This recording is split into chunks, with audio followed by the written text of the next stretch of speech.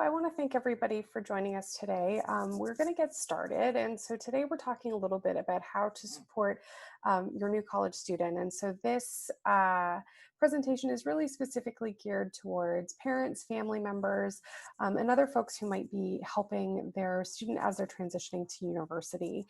And so we're going to go through sort of the key things that are going to happen over the next academic year, and then have lots of time for Q&A at the end. I know that there are a lot of questions, particularly because university is looking a little bit different than it might have in previous years, or a lot bit different than it might have in previous years. And so Carrie and I are also here to help answer those questions. And so we'll start with some quick introductions. My name is Leah McCormick Smith, and I am the Dean of Students at New College. And what that means is that for new college students, I'm looking at the co-curricular piece and out of the classroom experience for students. And so my office looks after things like orientation, programming for students, both commuter and residents. We run the residence operations, and are really here as a point of connection for students as they need referrals to university services throughout their full 4 years or 5 years at U of T. And with that, I'm going to pass it over to Carrie, who's going to talk a little bit about the outline and then also introduce herself.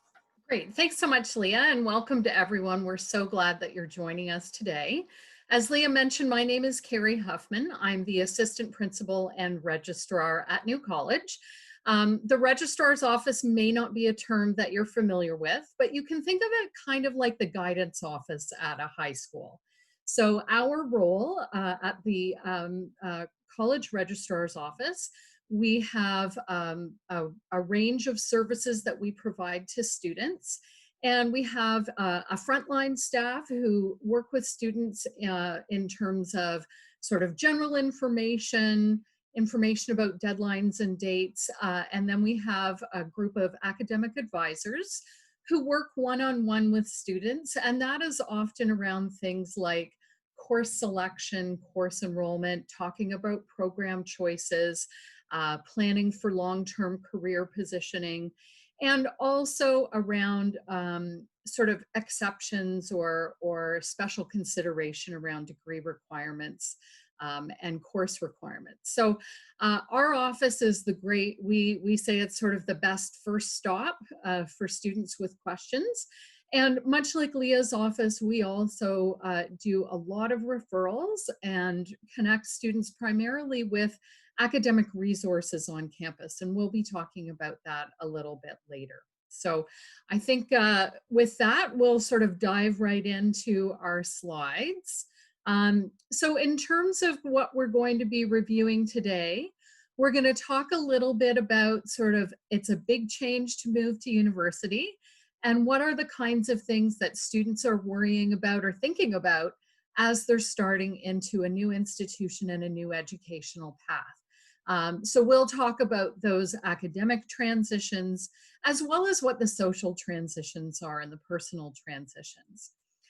We're also going to talk about our privacy policy, our FIPPA policy, which in terms of parents, it's important for you guys to understand the sort of information and service that our offices are able to provide you, and how we can help guide you through some of the supports that are available through the university. And then before we're going to leave a lot of time for us to do a Q&A session.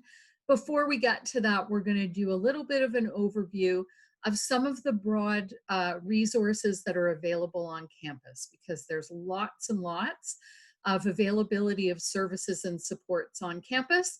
And it's really helpful for you to know what those resources are so that you can help support your student as they go through the academic journey at U of T. All right, so what are the main things that students are thinking about as they come to U of T? And there's sort of three big pieces. Will I make friends? Will I do well academically?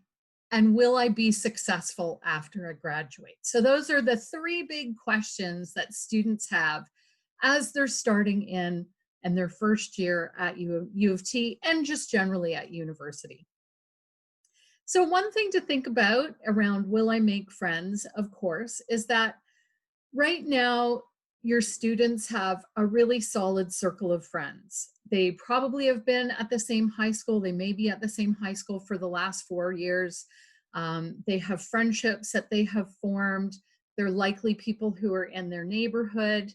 And those friendships are going to start dispersing. So your student is going to start going, their circle of friends is going to go to different institutions, different university. And one of their big concerns is around whether they're going to make those connections.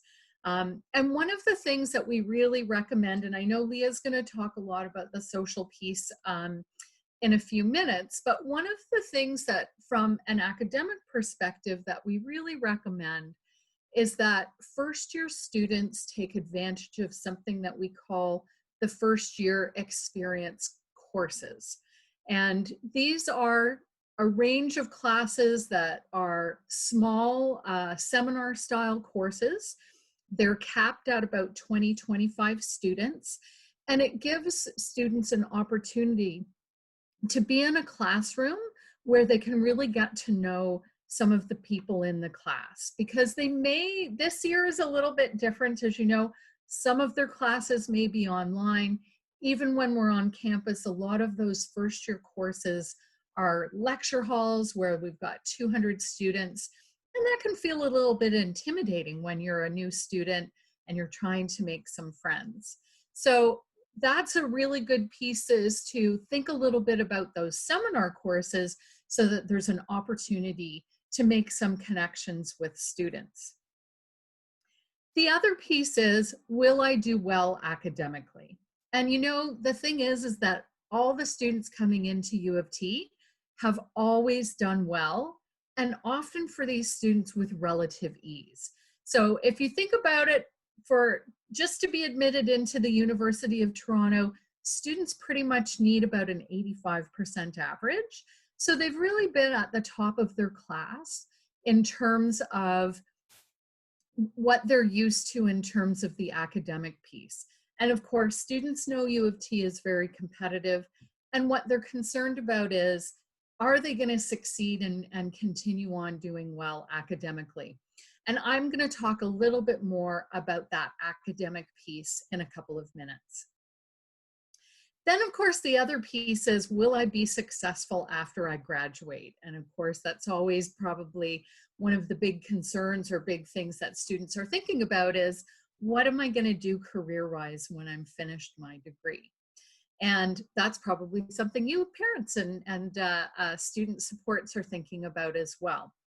And the one thing that I would talk about in terms of the career piece is that your students may be coming into the university with a really strong sense of what they want to do. But we have a huge range of opportunities and programs at U of T. We have about 300 different programs, and we really encourage students to explore. So they may actually find after their first or second year that that initial goal they had might be shifting a little bit, or they may be thinking about different kinds of things. We have a very active career center that students are welcome to tap into right from the very start of their academic career. And I think the one thing that's really important to share in terms of sort of the job readiness as students leave the university is that certainly students have a very strong grounding in the programs that they're taking in terms of discrete, discipline-specific information. But the other piece is that all of the students in the Faculty of Arts and Science develop really strong research skills, communication skills, collaborative skills in terms of working with other students, and also writing skills. And those are the transferable skill sets that really serve students well as they're going forward and they're looking at what their next steps are in terms of their careers. Carrie, I'm going to jump in for a quick second. Sure, Sorry, Todd. folks. Just looking at the chat, this may be something we want to ask toward the end, but there was a question. I'll just read it off. You can tell me if it's better suited later on or right now. question from Michael was, our first year experience courses in substantive disciplines. What if a student wants to take 5 regular courses, example, physics and computer science, is the first year experience course an extra course? Sorry, Todd, I missed the last little bit there, but I think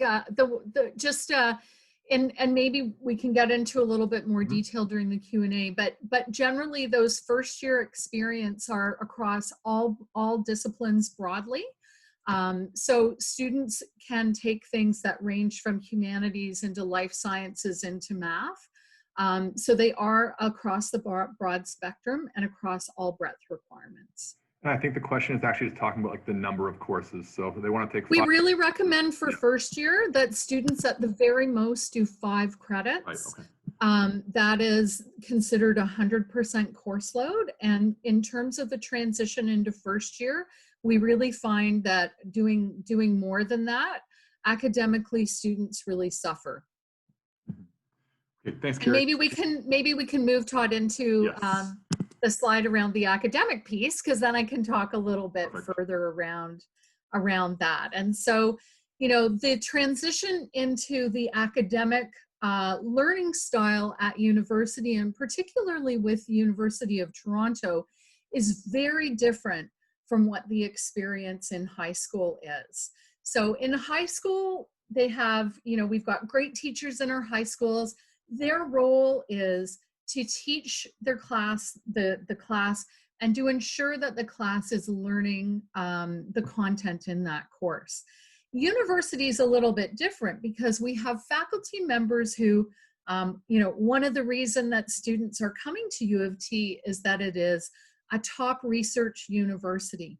And our faculty members are some of the leading researchers in all disciplines around the world. So our faculty members are teachers, and they are driven by their love of teaching. They are also researchers, and so they are balancing those 2 pieces. And in the classroom, what that translates to, in addition to teaching, is that students really have to become, at the university level, very self-directed in their learning. And they're really, you know, this successful students become very active in their learning. And so sort of one of our general guides is that if for every hour in the classroom, usually a student will be spending 3 hours outside of the classroom, either preparing in terms of reading in advance of the class or reviewing and preparing coursework. So the learning in the classroom is a slightly different structure. There isn't a lot of review. There isn't time to work on assignments. All of that gets shifted outside of the classroom. So that is a big shift in terms of moving into a self-directed model. One of the really important things, and one of the things that we always recommend students do, is to engage with faculty and with the teaching assistants associated with their courses. Now, the teaching assistants, or TAs, are likely going to be leading the tutorials, which are small group where there's review of material that was presented in the lecture. But the other piece is, I always really encourage students to connect with their faculty members. So their instructors all have office hours, and faculty will often tell you that they're quite lonely during their office hours because people don't always come and visit them. And I remember when I was a student, it took me until about 3rd or 4th year before I was comfortable in going and talking to faculty. And I really recognized that I had missed a lot of opportunity to engage with them earlier on. The other piece is that faculty members and teaching assistants are, of course, the experts in their discipline. And so that's why they are the ideal resource for students to be able to connect with, to go and ask questions. You know, you can go to a lecture, maybe visit the professor afterwards and say, you know, that was a really interesting point that you brought up. I'd really like to talk about that further. So it's really important with this change in the structure to really tap into the resources that are available. And so the TAs and faculty members, they're the best support around discipline-specific supports. The college has a range of other types of academic supports, and those are available to students whether we're right now operating virtually or when we're in person. We have a writing center, and that's a place where students can take lab reports, essays, reviews, and work with a writing center instructor one-on-one. It is not an editing and polishing service at all. We really encourage students to go early on in writing their document and work with them around, the instructors work with them around shaping the document, around helping form a more coherent argument. And students can use that service all the way through university and for a range of courses. We also have a learning strategist, and students really have over the past couple of years engaged with our learning strategist in a really robust way. Our learning strategist helps with things like note-taking, because often note-taking in the university, you can really benefit from different strategies. Around time management, that can be a real change because students may have a class at 9 in the morning, an hour-long lecture, a long break in the middle of the day, and then they might have a lecture from 4 to 7. And so learning time management skills is really crucial as a university student. And then the other thing that our learning strategist does is work around exam prep, because exams can be very different in a university atmosphere. So there's a wide range of academic supports that are available through the college as well. The other thing that is always a source of sort of anxiety with students is around the academic piece, around how am I going to do, right? So as I mentioned, everyone who comes into U of T is an A student. Then they've likely been an A student throughout their entire high school career. And lots of students are really, really tied to that identity of being an A student. And there may be a real shift in those grades once they come to U of T. First year can be a really tricky transition. A lot of change of expectation. So one of the things to keep in mind is all students have come in with an A average. At the end of the first year, about 20% of students have an A average, which means that 80% of them don't. And it might be the first time in their lives that they're not coming home with an A. And that's where you can be really supportive. One of the questions that you might ask is a little bit more around what was the class average? Because when we're talking with students about the academic piece, really what we do is we want to see where are they sitting in terms of the class average. So if you're at the class average and above, then you're solid in your class. And you know, some students may have a C in their first year, and that's a good standing. That is a satisfactory grade. One thing to keep in mind is that as students progress throughout their degree, we really see that the academic piece becomes much stronger. First year can be, and first term in particular, can be a real transition. What we do see is that as students move into their programs and get really engaged with the academic discipline that they're super excited about, grades really, really start to increase. And in third and fourth year, we really start to see those averages really creep up around the into that sort of B plus and A range for most students. But it can be a real change, and students can be really sort of quite anxious. So it's very important to be supportive of students around that grade anxiety piece. And again, the most important thing is for students to really connect with the academic resources that are available. And that's where working with one of the academic advisors in the registrar's office can be really, really helpful. Okay, so I think we'll move into then how to help students succeed personally. And so the other piece of this is as they are transitioning into university, they are also starting to transition into a more independent adult life. And so we recognize at New College that there's some pieces of this that are really important. And the first is the importance of involvement outside the classroom. And so I know Carrie just talked a little bit about what to expect in terms of academic commitments and the importance of those hours.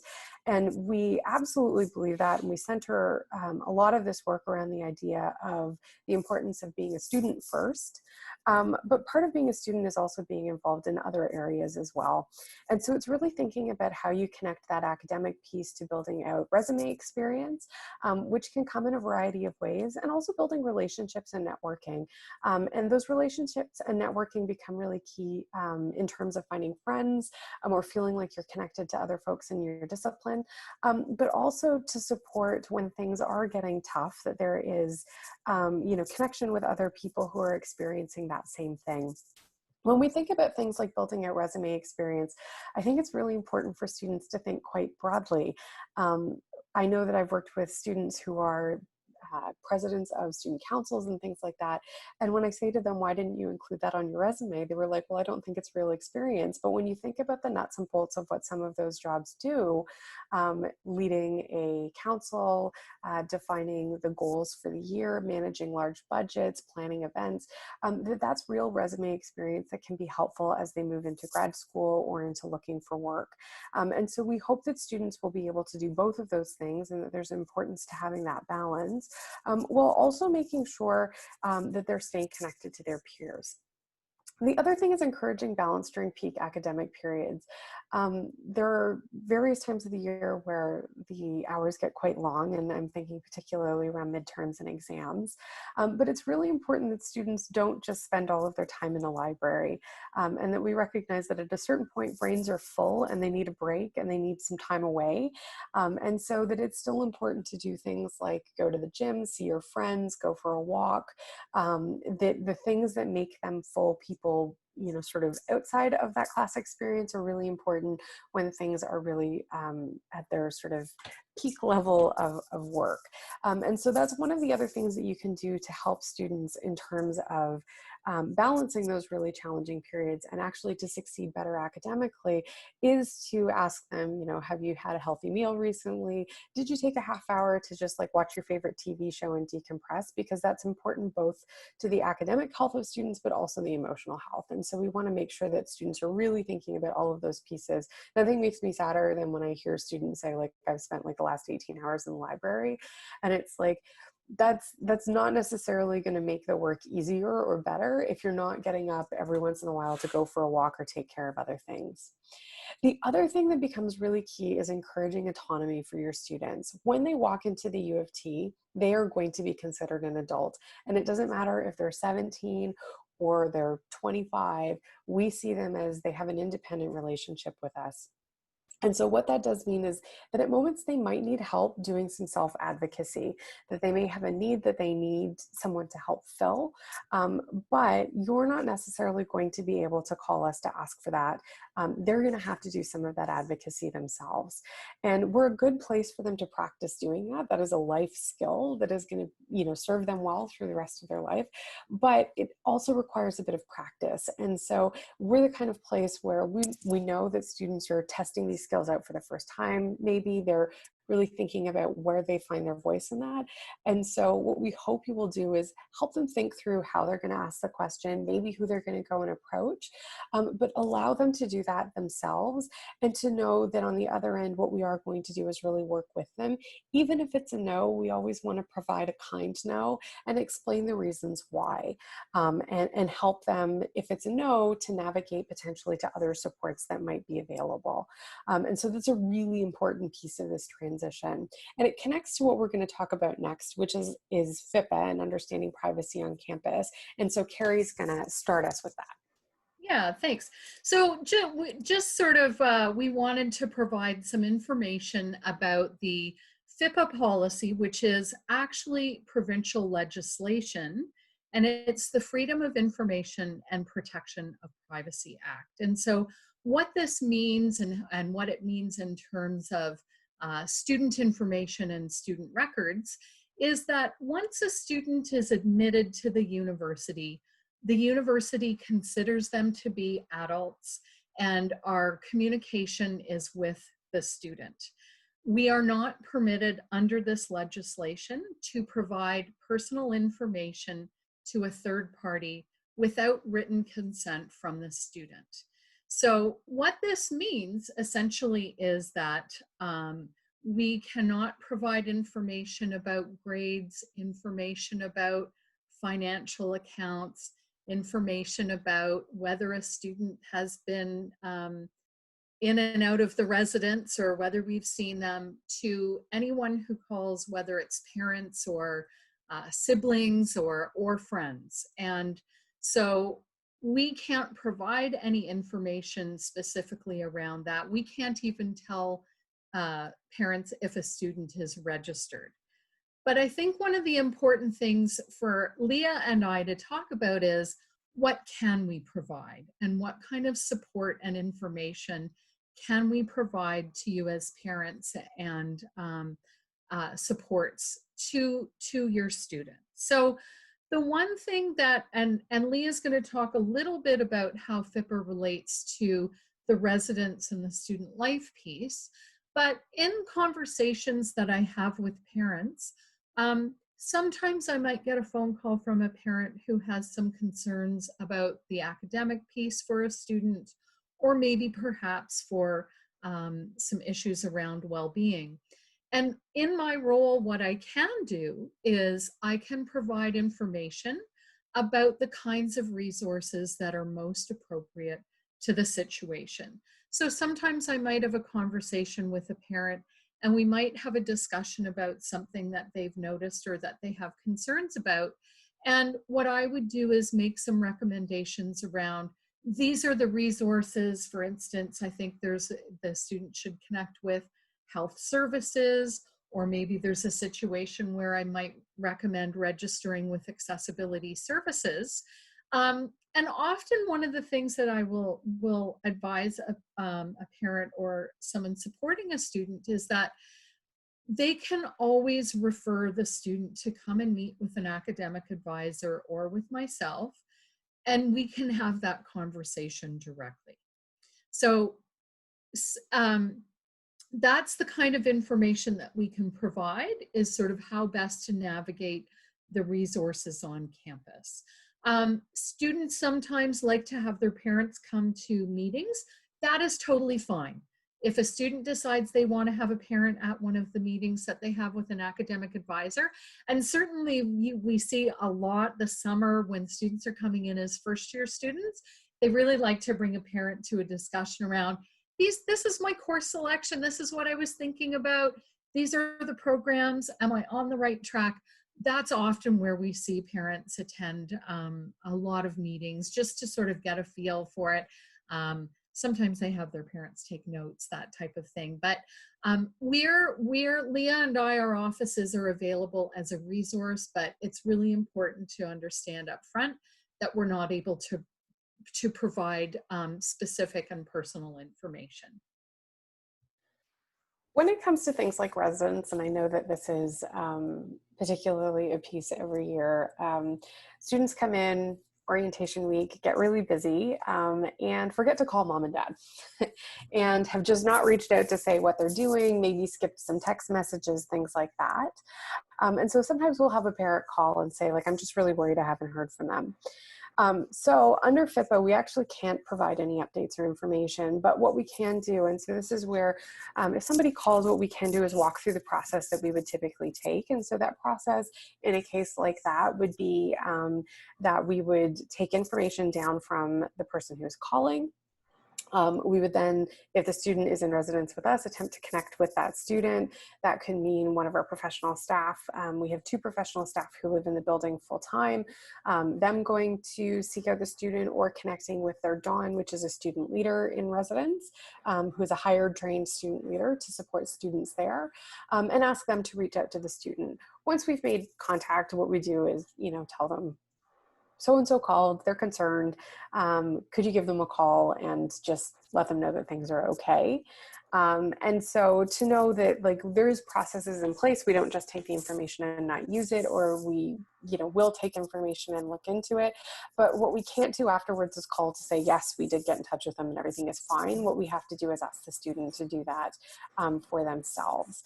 And so if you're calling, like some other things that we can provide, if it's questions about finances, we can't look into their account, but we could provide basic information about deadlines, or provide information about how to make payments, etc. And so to know that we are there and we do want to work with you, we're obviously very concerned about the safety of everyone, and want to ensure that our students are doing well and feeling supported, and know that there are people available to them when they need it. But that information is a bit of a one-way valve, and that what we need is for the student to do those connection pieces back. And so that is what a process for that would typically look like. If we can move to the next slide. One of the other things to use within that is if you are concerned, there are some resources on campus that can be really helpful. And so I would suggest, for sake of ease, that probably the two easiest ones to go to is either Carrie's office or my office. We work sort of very routinely with all of the students within New College, and we'll seek out to support them if we know that there's a concern, or if you're curious about resources to a particular thing, that we can provide some guidance on how to connect with that. But then the other thing is, if you haven't checked out the student guide yet that was out from us, that does also contain a list of resources from within the university and connections on how to get to them. So web links, email addresses, things like that.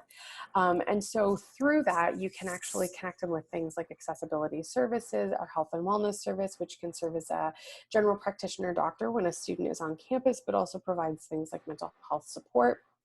And so there are lots of things there, but if you're not sure kind of where to go or how to connect with them, you can always start with us. These are offices that we work with very, very routinely. And so we would make sure then that we're helping to provide that support and connection. And Leah, I just wanted to add, in terms of the resource piece, over the past couple of years, we've really expanded, the colleges have expanded what we call our on-location resources. And so essentially what that means, I talked a little bit about the learning strategist who is at New College, and going into the fall, we're going to have one who's with us full-time, which is awesome. We also have an on-location accessibility services advisor. So an accessibility services advisor who is dedicated to just New College students. And we also have an on-location counselor that our students can access as well. So our offices, the registrar's office, the residence and student life office, internally we have a lot of great resources and supports, but we're also really expanding the academic and personal supports that are available at the college, where it's much easier for students to be able to access the resources that are connected with the college and part of our student support system. All right, so we can move to questions now. And I did see in the chat that there is one, and I'm guessing that this is one that some folks are definitely interested in, particularly in the time of COVID-19. We have Draven asking, would we be opening residence rooms earlier for people who need to quarantine as they're coming into Canada? As of right now, the plan does not seem to be, and I say doesn't seem to be because we are still working on some logistics, that people would be quarantining on site within the residence of their assignment. But the university is putting together a plan to help support students through quarantine periods prior to them arriving in residence. And so there is a recognition that that would need to happen in the 2 weeks prior to the start of orientation is actually what we're looking at, so that people can sort of start orientation on time. But that we will be looking at a plan that will go out to everyone. I think the hope is that that would be beginning of July. I do know that the first residence deposit was due yesterday, so that would be going out to all of those folks, but the university is also interested in providing quarantine arrangements for folks who are not planning on living in residence but are moving back to the city for the start of school. I see another one. Will there be parking in residence or on campus, and how much does it cost? So I would suggest then parking is through U of T centrally. It is not done through the residence, and we don't have any parking on site for students.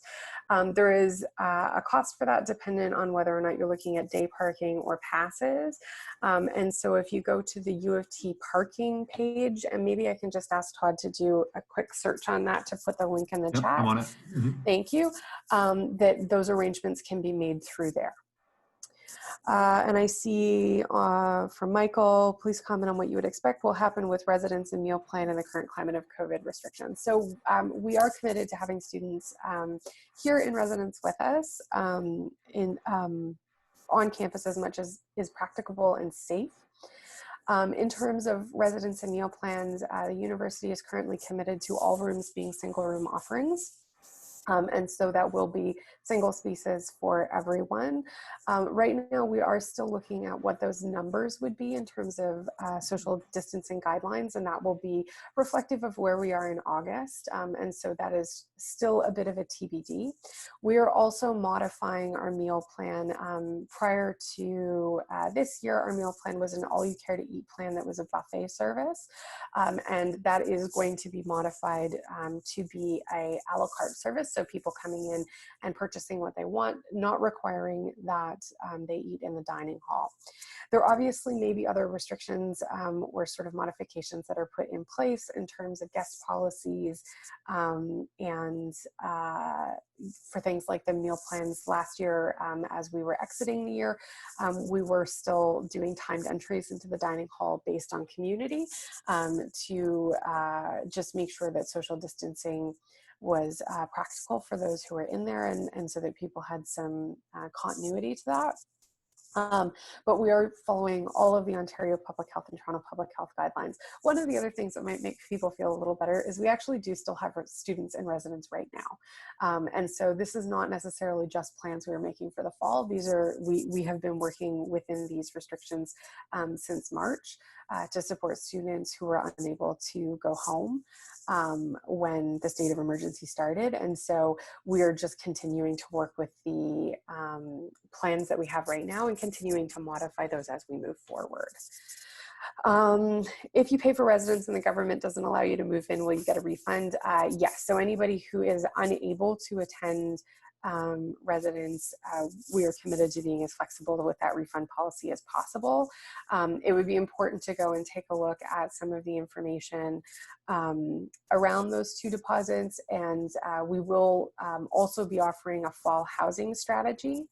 And so the fall housing strategy does mean that people will be able to hold on to their housing guarantee until January if they are unable to enter the country in September, because we know that there are also some slowdowns in terms of visa processing and other things. And so there'll be a couple of opportunities for folks to enter, and there'll be more information about that coming out shortly. I'm going to give the next one. I was going to say, I'll give that one to you. So Vivian's asked about the content for online classes versus on campus and whether there's going to be any difference between that. And really the answer is no. The goal really is for the online delivery in terms of the pedagogical content, in terms of the assessments, that they would mirror what an in-classroom experience would be. And going into the fall, much like Leah's talked about residents, there's a lot of planning for different kinds of delivery methods. The goal at the moment and the plan going forward is for a hybrid delivery of courses. So there are some that will be exclusively offered in an online format.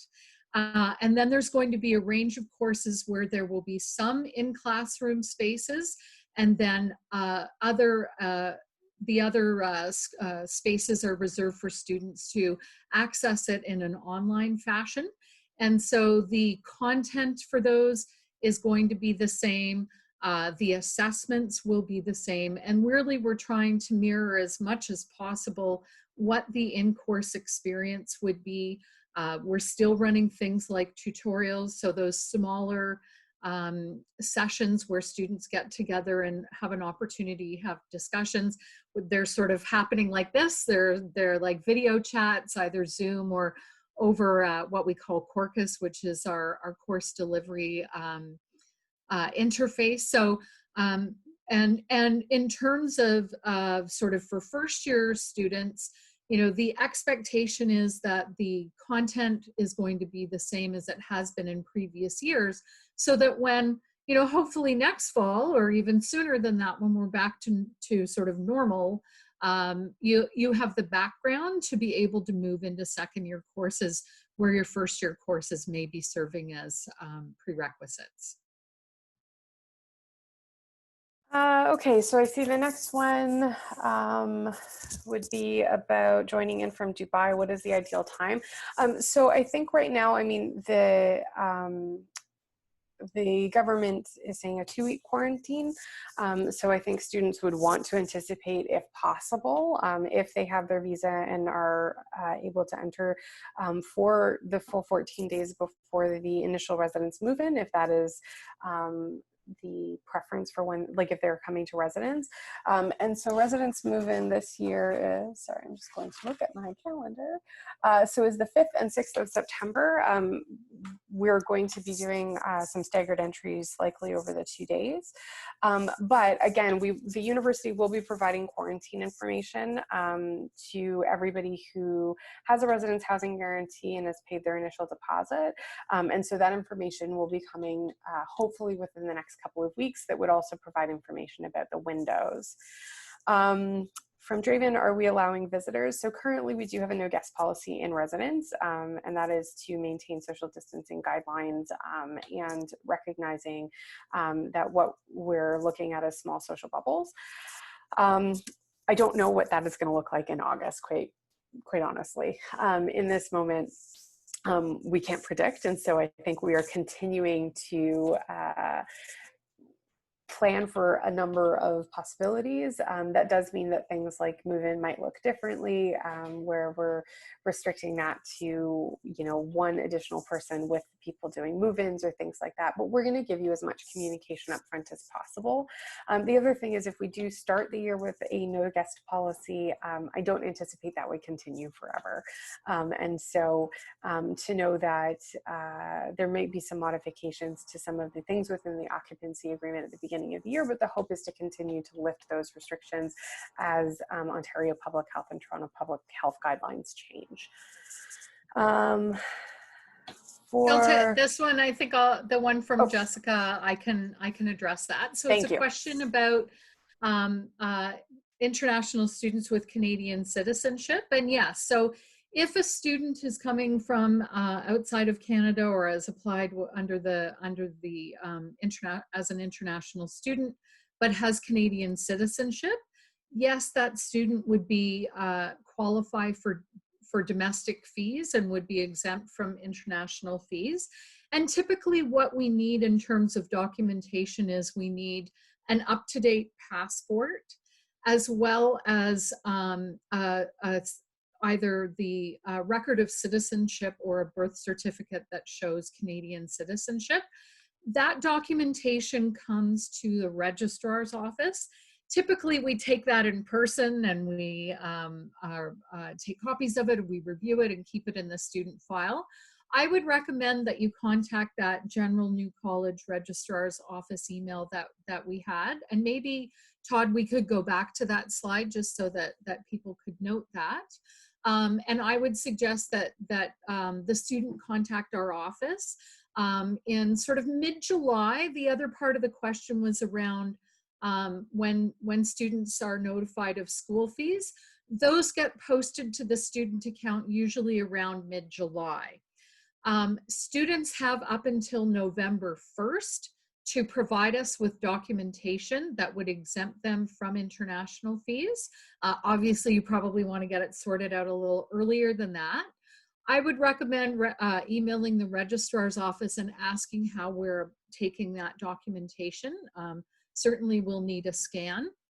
And then the other piece is around the student card. And because some students will actually likely not be coming to campus, there is an opportunity for students to get their T card or registered for their T card, which is what we call our student card, online. I would recommend students do that as early as they can, because what happens when you get your T card is you get your University of Toronto email address. And that's a really important thing for students to have. That's the way we communicate with students.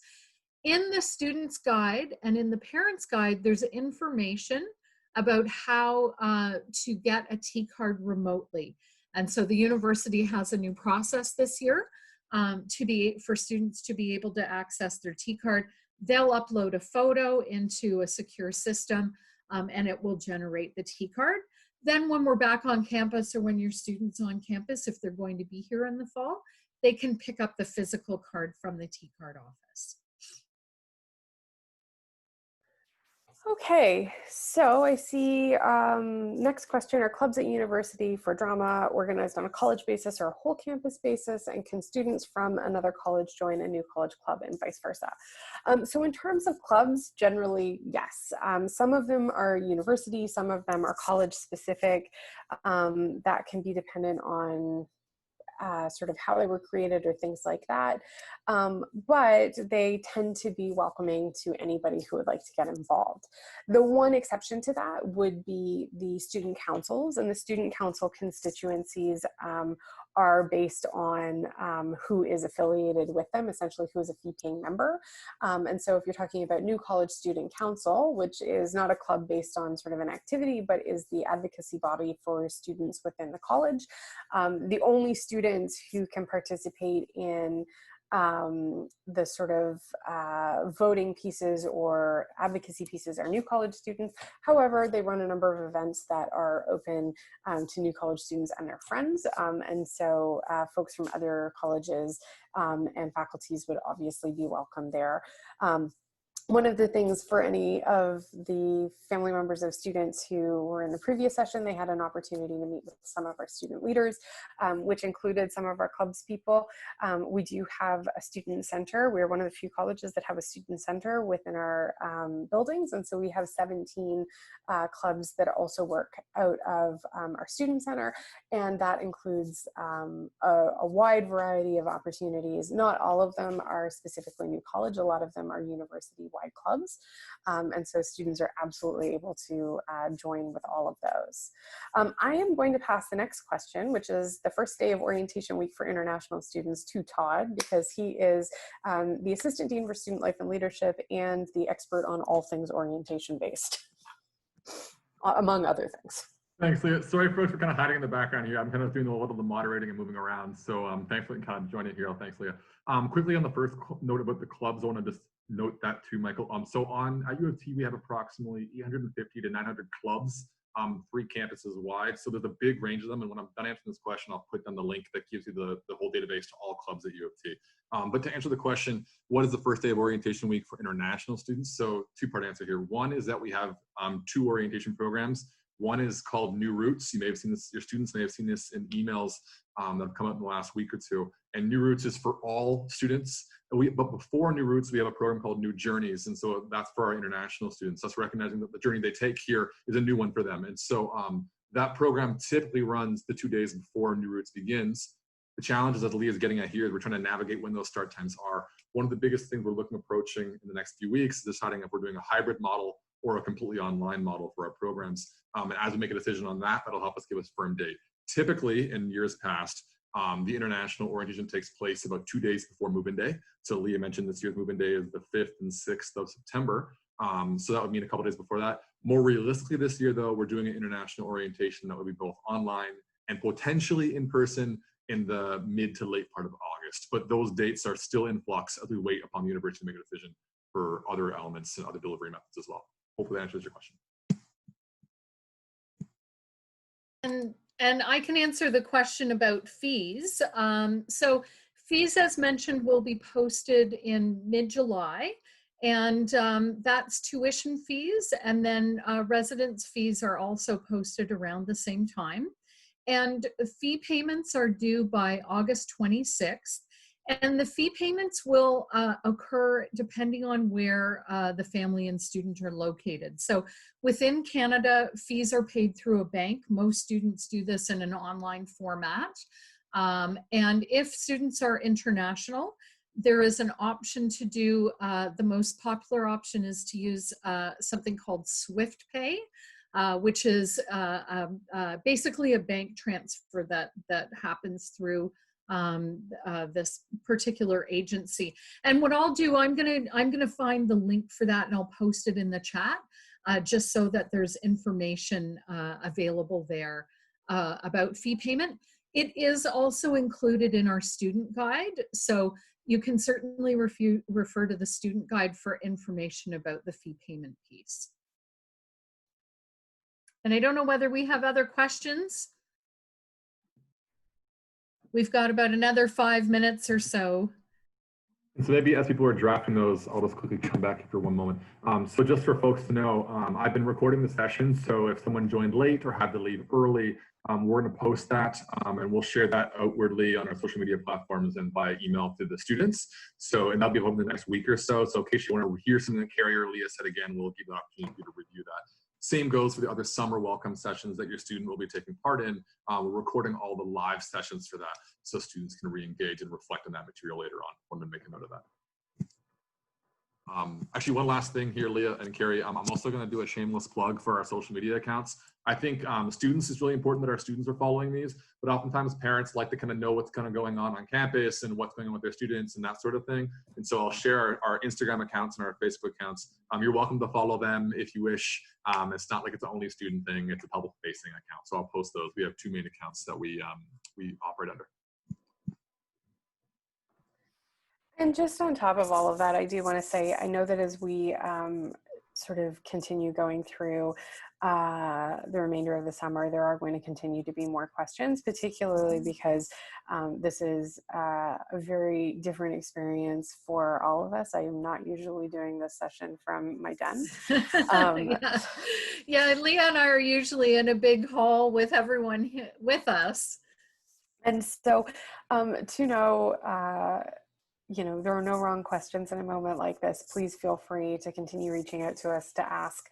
And we are also hoping to be doing maybe another Q&A for New College specifically sometime in July, as again, things seem to change and evolve, so that people would have a chance to connect with us again about newer questions. But there was also a resident-specific Q&A that was done this last week, and we do have links available for that as well. I think Todd is doing that now. I'm also going to say, so we had one last week, but we're running them recurring. So we. Oh, sorry, I'm thinking about the university-wide one that was about Excuse me. Sorry, yeah. my mistake. Continue. Yes.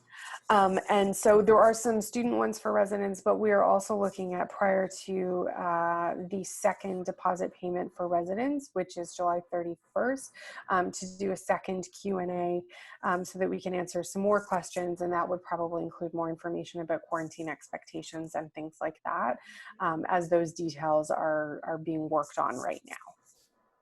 And I might just add as well, Leah and Todd, that the Registrar's Office is launching a online sort of course enrollment and course selection interface. It's sort of like a dashboard that incoming students will get an email about. It's launching on Tuesday. And Thursday morning, we're hosting our first Q&A session with an academic advisor. So those, we're running 8 of those between Thursday morning and into sort of mid-July. And students have an opportunity to connect with academic advisors through the Registrar's Office to be able to ask questions about course selection, course enrollment, questions about what things are like going into the fall. We'll answer those as best we can at this moment in time. But really encourage you guys as supports for students to take part in those sessions. They're going to be really, really helpful. And again, we're available. Our advisors we're working remotely throughout the summer, and advisors are available for appointments with students as well.